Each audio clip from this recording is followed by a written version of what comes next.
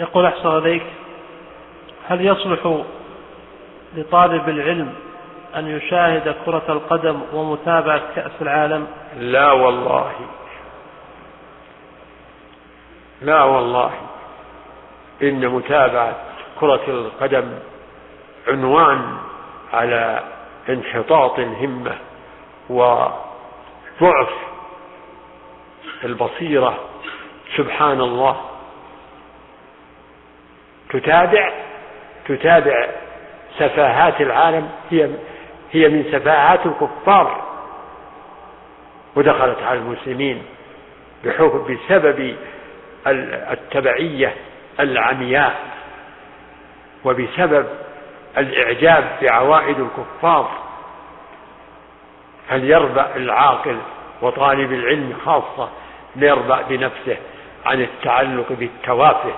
أعوذ بالله، توافه. ماذا تبني الأمة الآن؟ إن شيوع كرة القدم يعني بقوانينها وتلك المباريات والملاعب إنها من أعظم المصائب على الأمة.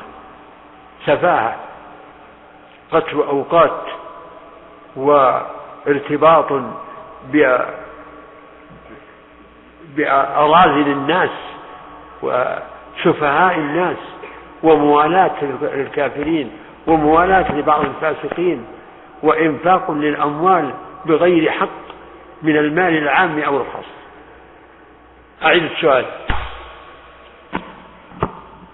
قل أحسن عليك، هل يصلح نعم طالب العلم أن يشاهد كرة القدم ومتابعة كأس العالم؟ جاءك الجواب، هذا هو الجواب اللي قلته.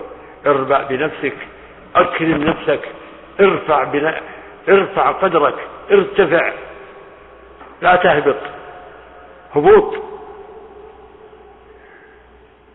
الأمر عظيم.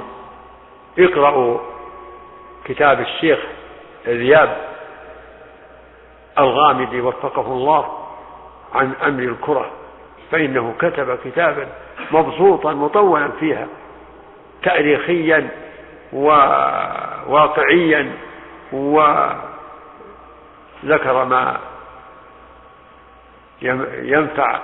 ينتفع به من قرأه بجد وبعناية. نعم.